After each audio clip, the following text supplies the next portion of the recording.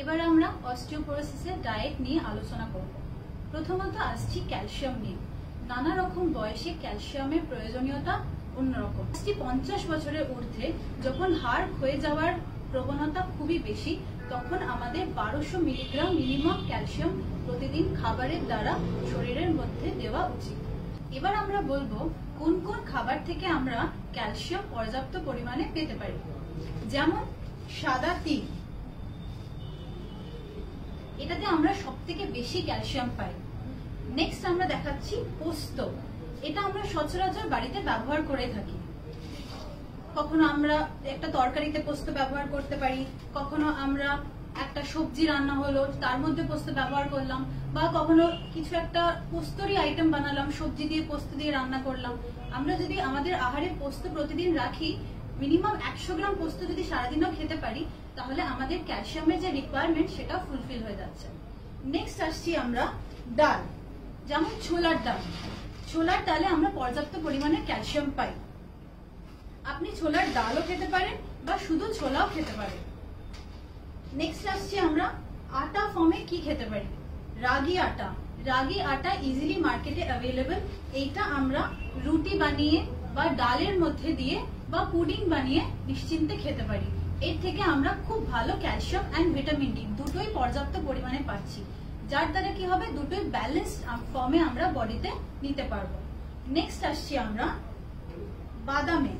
বাদাম মানে আমন্ডস, পিস্তা আর ড্রাই ফ্রুটস এর মধ্যে আঞ্জির, এইগুলো থেকে আমরা পর্যাপ্ত পরিমাণে আমরা ক্যালসিয়াম পাচ্ছি। নেক্সট আসছি আমরা সয়াবিন। সয়াবিন থেকে আমরা vitamin D as well as calcium খুব ভালো পরিমাণে পাচ্ছি, তার সাথে প্রোটিন ব্যালেন্সটা আমাদের বডিতে মেনটেন থাকছে। আমরা যদি ডালের মধ্যে সয়াবিন বা যে কোনো তরকারির মধ্যে সয়াবিন দিয়ে খেতে পারি, বা সয়াবিনের সাথে রাইস মিশিয়েও যদি খেতে পারি, তাহলে আমরা সয়াবিন থেকে ক্যালসিয়াম পর্যাপ্ত পরিমাণে পাচ্ছি। নেক্সট আসছি ড্রাই ফ্রুটস এর মধ্যে আমরা কিশমিশ।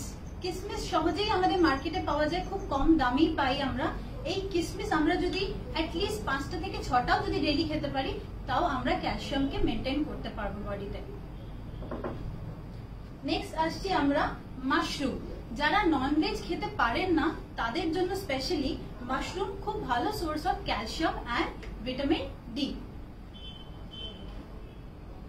নেক্সট হচ্ছে একটি শাক পাতার মধ্যে আসছি, সেটা হচ্ছে কারি পাতা।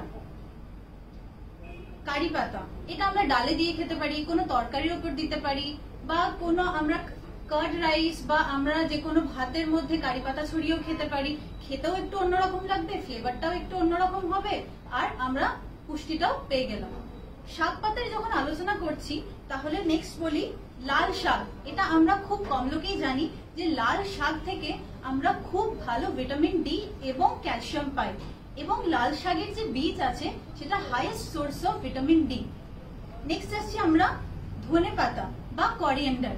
এই ধনে পাতা থেকে আমরা খুব পর্যাপ্ত পরিমাণে ক্যালসিয়াম শরীরে পেতে পারি। সবজির মধ্যে যদি আলোচনা করা যায়, তাহলে ভেন্ডি। ভেন্ডি আমরা খুব সস্তাতে পাই, খুব সহজে মার্কেটে এটা অ্যাভেলেবেল। এই ভেন্ডি যদি আমরা পর্যাপ্ত পরিমাণে খেতে পারি, তাহলে কিন্তু আমাদের ক্যালসিয়ামের ডেফিসিয়েন্সি কোনোদিনই হবে না। Last but not the least, mixed pulses. যদি কোনো হচ্ছে যে একটু প্রোটিনেরও ডেফিসিয়েন্সি আছে, ক্যালসিয়াম ভিটামিন ডি সবকিছু একসাথে একটা পাতে নিতে চাইছেন, মিক্সড ডাল। মিক্সড ডাল থেকে আপনি ক্যালসিয়াম, ভিটামিন ডি, প্রোটিন এবং জিঙ্ক এবং ম্যাগনেসিয়াম যে মাইক্রোনিউট্রিয়েন্টটা আছে সেটাও আপনি পর্যাপ্ত পরিমাণে পাচ্ছেন। আর হচ্ছে রাজমা। কোনোদিনও রাত্রিবেলা বা যে কোনো একটা সময় আপনারা সন্ধ্যেবেলা রাজমা ভাতের সাথে বা রুটির সাথে খেতে পারেন।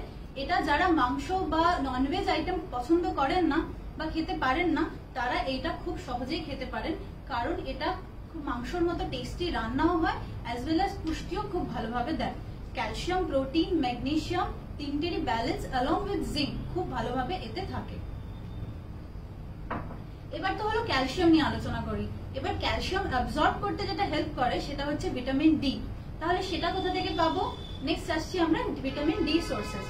ভিটামিন ডি আমরা পাচ্ছি মাছ থেকে। আমরা যদি 100 গ্রাম মাছ খাচ্ছি, সেখান থেকে আমরা পর্যাপ্ত পরিমাণে ভিটামিন ডি পাচ্ছি। মিনিমাম 250 IU ভিটামিন ডি আমরা মাছ থেকে পাচ্ছি, 100 গ্রাম মাছ থেকে। whereas আমরা দুধ জাতীয় সোর্সেস থেকে পাচ্ছি, যেমন দুধ থেকে আমরা good amount of vitamin D পাচ্ছি, ফর্টিফাইড মিল্ক। আমরা দই থেকে ভিটামিন ডি পাচ্ছি, আমরা ছানা থেকে ভিটামিন ডি পাচ্ছি বা পনির থেকে ভিটামিন ডি পাচ্ছি।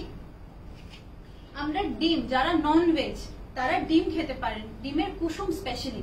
যারা ডিমের কুসুমটা যদি প্রতিদিন কেউ অ্যাটলিস্ট একটা করেও খেতে পারে, তাহলে আপনারা পর্যাপ্ত পরিমাণে ভিটামিন ডি পাচ্ছেন। Vitamin D is very essential, কারণ ওটা ছাড়া ক্যালসিয়াম অ্যাবজর্পশন সম্ভব নয়। নেক্সট আসছি বাদাম জাতীয় খাবারের মধ্যে ওয়ালনাটস বা আখরোট। আখরোট যদি আমরা রোজ অ্যাটলিস্ট 3টে করেও খেতে পারি, তাহলে আমরা কিন্তু শরীরে good amount of vitamin D intake করছি। নেক্সট আসছে সিরিয়াল। এবার তো বুঝলাম এইগুলো খেলাম, কিন্তু সকালের যে প্রথম মেনু যেটা ব্রেকফাস্ট সিরিয়াল, সেটা কোন সিরিয়াল থেকে আমরা ভিটামিন ডি পাবো? সেটা হচ্ছে ওটস। আমরা যদি অ্যাটলিস্ট প্রতিদিন খাবারের সাথে ওটস কোনো একটা ফর্মে খিচড়ি করে বা ওটস দুধ দিয়ে যদি রাখতে পারি, তাহলে কি হবে, এইটা আমরা ভিটামিন ডি পর্যাপ্ত পরিমাণে শরীরে পাচ্ছি। নেক্সট হচ্ছে সবজি কোথা থেকে পাবো আমরা, সেটা হচ্ছে কিছু খুব কম অ্যামাউন্টে পাই, কিন্তু আমরা সবজি থেকেও পাচ্ছি, যেমন বেল পেপার্স, ব্রোকলি, ক্যারটস, এগুলো থেকে আমরা minimum amount of vitamin D পাচ্ছি, কিন্তু পাচ্ছি। এটা যদি আমরা ক্যালসিয়ামের সাথে একসাথে খাই, মনে করুন কোনো একটা তরকারি রান্না করেছেন, সেটা হচ্ছে আপনার ব্রোকলি বা গাজর দেওয়া আছে, সাথে আপনার ডাল হয়েছে, ডালের মধ্যে আপনি গাজর দিয়ে খেলেন, তাহলে আপনি ভিটামিন ডি ক্যালসিয়াম দুটোরই ব্যালেন্স মেনটেন করতে পারলেন, সাথে প্রোটিন ব্যালেন্সটাও। এবার আমরা একটা স্যাম্পল মেনু প্ল্যান আপনাদের দেখাবো, যেটা আপনারা সহজেই বাড়িতে ট্রাই করতে পারেন। যেমন সকালবেলা ব্রেকফাস্টে আপনারা কি কি খেতে পারেন, যাতে calcium, vitamin D, magnesium, protein and zinc সবকটারই ব্যালেন্স ঠিকঠাক থাকে। যেমন খিচুড়ি বানিয়ে খেতে পারেন, ডাল চাল সবকিছু মিলিয়ে খিচুড়ি বানিয়ে খেতে পারেন, তার সাথে একটুখানি সাদা তিল ওপর থেকে ছড়িয়ে দিলেন, ঠিক আছে। সাথে একটা যেকোনো একটা তরকারি, গাজরের তরকারি বানালেন বা একটা ভেন্ডির তরকারি বানালেন, একটা ডিম ফ্রাই করে নিলেন, এটা সাথে রাখতে পারেন। নেক্সট হচ্ছে আপনারা ওটস, যারা হেভি খাবার সকালে খেয়ে যান তারা এই খিচুড়িটা খেতে পারেন। যারা হালকা খেতে চান ব্রেকফাস্টে, তারা ওটস সবজি দিয়ে খিচুড়ি বানালেন বা উপমা বানালেন, বা কখনো আপনারা ওটস দুধ দিয়ে ফল দিয়ে খেতে পারেন। নেক্সট হচ্ছে কর্নফ্লেক্স বা মুসলি, এগুলো আপনারা খাবারে রাখতে পারেন, কারণ এগুলো ফর্টিফাইড ফর্মে, এগুলোতে ভিটামিন ডি আর ক্যালসিয়াম দুটোই পর্যাপ্ত পরিমাণে থাকে।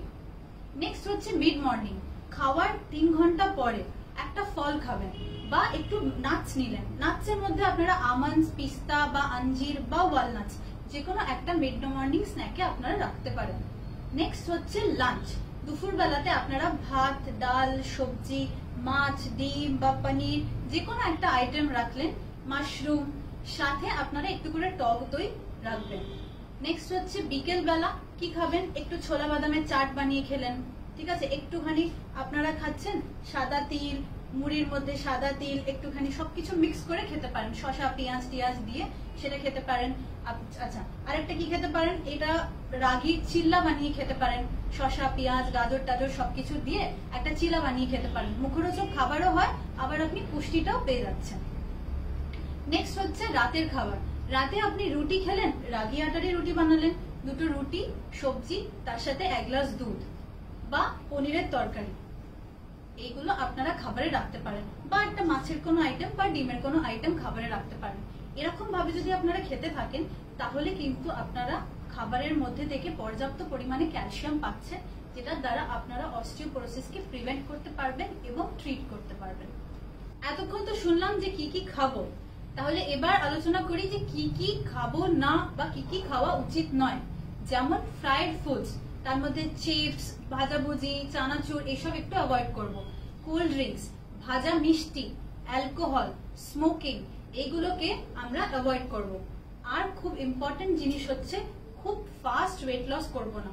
কোনো ক্র্যাশ ডায়েটের মাধ্যমে যদি আমরা ওয়েট লস করে থাকি খুব তাড়াতাড়ি, তার ফলেও কিন্তু আমাদের বোন থেকে মিনারেল লস হয়, যার ফলে ক্যালসিয়াম ডেফিসিয়েন্সি এবং ভিটামিন ডি ডেফিসিয়েন্সি হয়। তাই আমরা ডাক্তারবাবুর এবং ডায়েটিশিয়ানের সাজেশন নিয়ে প্রপারলি ডায়েট চার্ট ফলো করে আমরা ওয়েট লস বা নিজেদের হেলদি লাইফস্টাইল লিড করব। তাহলে সবশেষে বলি, অস্টিওপোরোসিস প্রিভেন্ট করার জন্য অযথা ক্যালসিয়াম ওষুধ ভুরি ভুরি খাওয়ার কোনো প্রয়োজন নেই। খাবার, সহজ পাচ্য খাবার থেকে আমরা ইজিলি ক্যালসিয়াম পাবো, ভিটামিন ডি পাবো। যদি আমরা একটুখানি রোদে দাঁড়িয়ে থাকি বা একটুখানি যদি বাইরে বেরিয়ে রোদ নিই, তাহলে কিন্তু আমরা ভিটামিন ডি এবং ক্যালসিয়াম প্রপারলি বডিতে মেনটেন করতে পারবো। আশা করি আমি যা বললাম সেটা আপনাদের কাজে লাগবে, এবং ভবিষ্যতে আপনাদের যদি কোনো প্রয়োজন হয় আরো বিশদ জানতে, আপনি আমাদের সাথে কন্ট্যাক্ট করুন। নমস্কার।